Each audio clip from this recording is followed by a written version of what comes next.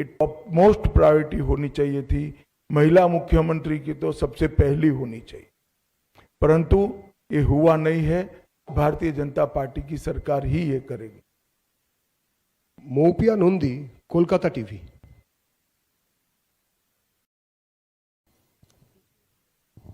Good morning sir. Sir, जो अगला जो नेक्स्ट दूसरा चरण पे जितने सारे सीटों में वोट है वो अभी तक आपके लिए थोड़ा सा टफ। नहीं, हमारे लिए तो पूरा बंगाल ही टफ था। 3 ही सीट थी हमारी। हमने ऐसे कई राज्य हैं जहां सीधी सरकारें बनाई, असम, त्रिपुरा, मणिपुर, ढेर सारे राज्य हैं ऐसे। और ये कोई नई बात नहीं है भारतीय जनता पार्टी। अभी तो हम 77 सीटों की पीठ पर बैठे हैं। यहां से सरकार बनाना बहुत सरल है। और सरकारें भारतीय जनता पार्टी नहीं बनाती, सरकारें देश की जनता बनाती है, बंगाल की जनता बनाती है। हमने पूरे प्रचार में उत्साह देखा है। इस बार भाजपा की सरकार बनना सुनिश्चित है। आप भी भाजपा के लिए वोट कर दीजिए, आपका योगदान रजिस्टर्ड हो जाएगा। बैठिए। Rohit Khanna, times of India. Sir, दो सवाल। Do you see, sir, this, and there is a palpable thing that, sir, there is a lot of anti-incumbency vote this time with the high turnout. Do you see, sir, this anti-incumbency vote fragmented? And also, do you see, sir, there will be a lot of seats where the winning margin will be very thin? मुझे तो tsunami दिख रही है भाई, और मुझे लगता है कि बहुत बड़े मार्जिन के साथ सीटें भी बढ़ेगी और सीट जीतने का मार्जिन भी बढ़ेगा। कल मैं मध्यम ग्राम में गया था, रात को जो नजारा दिखा है, मध्यम ग्राम में मैं चौथी बार प्रचार करने के लिए गया, पहली बार नहीं गया हूं। मध्यम ग्राम में रोड शो बहुत, मतलब मेरी कल्पना से बहुत बड़ा था।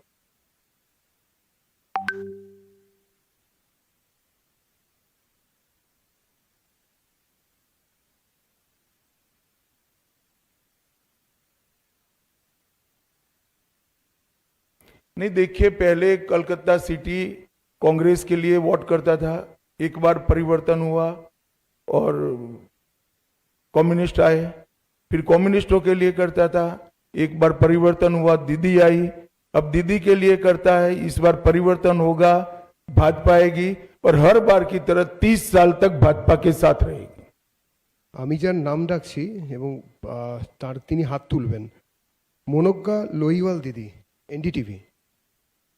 মনোজ্ঞা লোহিয়াল দিদি, এনডিটিভির।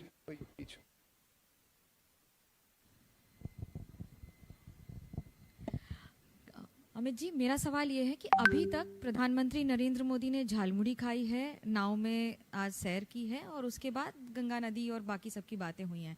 जो भी होता है उसे मुख्यमंत्री ममता बनर्जी कहती हैं या तो पब्लिसिटी स्टंट है या फिर बंगाल में एक जगह बनाने की ममता जी कोशिश का है। मानसिकता ऐसा है, मोदी जी बोलेंगे नहीं कभी, मगर गलती से बोल जाए टीएमसी को वोट दो तो कहे नो नो नो नहीं देना है, मोदी कहता है टीएमसी को वोट मत देना। अब ममता जी को कौन समझ सकता है? भला कोई गंगा में नाव से सैर करे और अपने आप को गंगा किनारे रहने के वाले लोगों के साथ जोड़कर गंगा के शुद्धिकरण का वादा याद कराए, इसमें क्या आपत्ति हो सकती है? और झालमुड़ी खाने में क्या आपत्ति? ममता दीदी भी मैंने सुना है खाती है, अब मोदी जी खा रहे हैं तो विरोध कर रही है। বিপ্রশ্রী, आनंदबाजार पत्रिका। भाई ये आगे से हाथ खड़े करते हैं, उनको बुलाओ यार, तुम कमाल आदमी हो। Good morning, sir. You were in the state for last couple of days before the election. On that basis, अरे यार, कपल ऑफ डेज नहीं, 14वां दिन है आज। 14th day. भयानक तरीके से रिड्यूस करते हो यार।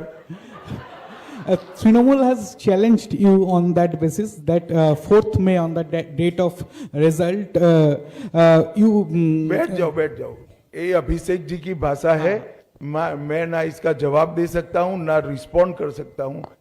मैं इस तरह की ओछी बातों का जवाब नहीं देता भैया, वो बोलते रहते, समाज में कई प्रकार के लोग होते। अंजना ओम काश्यप, आज तक।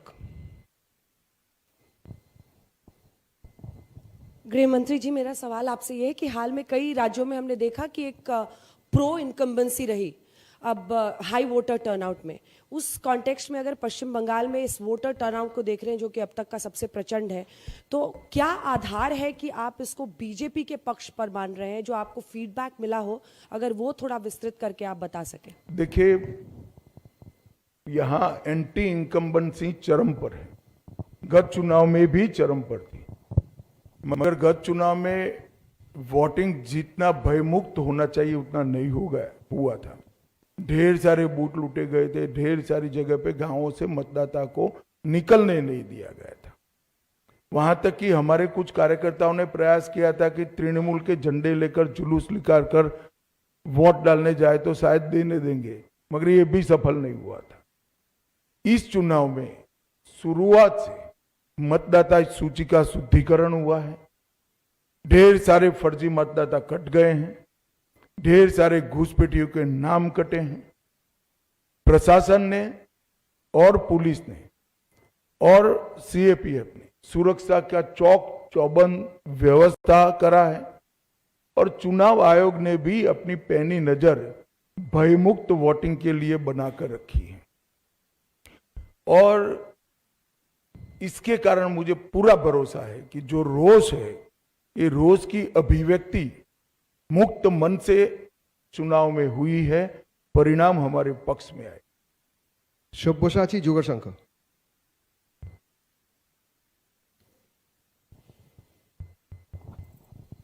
सर, पहले दफ़ा जो मतदान हुआ है इसमें आप लोग दावा कर रहे हैं कि 110 के ऊपर जाएगा, लेकिन तृणमूल कांग्रेस का दावा है ये एसआईआर के अगेंस्ट में वोट जा रहा है। इसके विषय में आपको क्या टिप्पणी है? कुछ नहीं कहना है, सबको जो भरोसा है वो बताना चाहिए जनता को।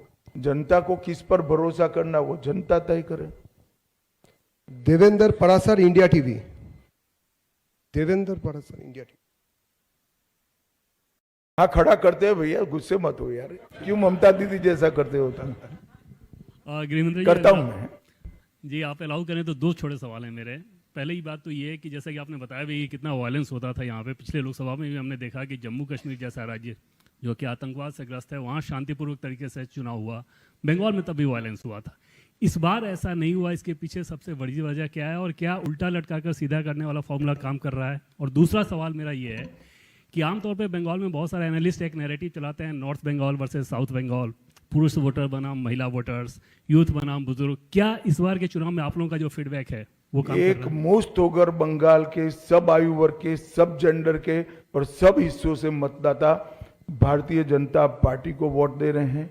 मैं 3 दिनों से प्रेसिडेंसी में घूम रहा हूं, 3 दिनों से। मैं आपको बताता हूं, प्रेसिडेंसी इस बार नॉर्थ बंगाल से आगे रहेगी। गृह मंत्री Amit Shah ji, Nishant Kumar, organizer English weekly से।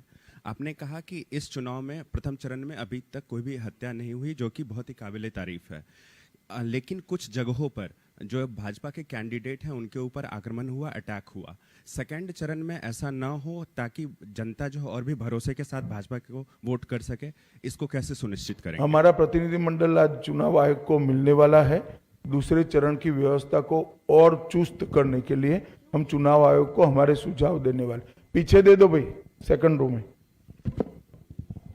अमित जी, आपने कहा कि आप 14 दिन से यहाँ पे हैं, शायद और 2-3 दिन यहाँ पे रहेंगे।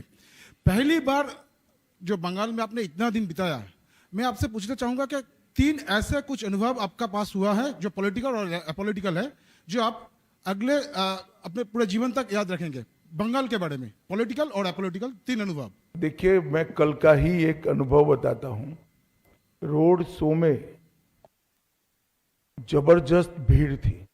किसी युवा व्यक्ति के लिए भी रोड शो में वहां खड़ा रहना ये बहुत कठिन था। शायद मैं न्यूट्रल मतदाता होता तो मैं भीड़ देखकर अपने घर चला जाता, वोट भाजपा को देता। इतनी भीड़ थी कल। एक वृद्ध माता जी, मेरा अंदाजे 80 साल की होगी, इतने धक्के खाकर वहां पर खड़ी थी। मैं अपनी धुन में गाड़ी में बैठ गया और उस वक्त मेरी नजर पड़ी कि माता जी कुछ हाथ हिलाकर कह रही है। मैं उतर कर गया। उन्होंने जिस प्रकार से मुझे आशीर्वाद दिया है, ये व्यक्तिगत बात नहीं है, ये भारतीय जनता पार्टी को उनका आशीर्वाद है। इतने धक्के खाकर भाजपा के समर्थन में वहां खड़ा रहना ही आशीर्वाद है, मगर फिर भी आगे आकर पुलिस की बैरिकेड को लगभग तोड़कर मिलकर आशीर्वाद दिया है। मैं मानता हूं ये मेरे जीवन का बहुत है, वो भी एक ऐसी ही माता जी ने भेंट किया हुआ है। और इस प्रकार के आशीर्वाद व्यक्तिगत जीवन में बहुत बड़ी ताकत और हौसला देते हैं। फिर ये भाईपो कितनी भी गाली बोले कोई असर नहीं होती है, जब इतनी बूढ़ी माँ आशीर्वाद देती है कुछ नहीं होता।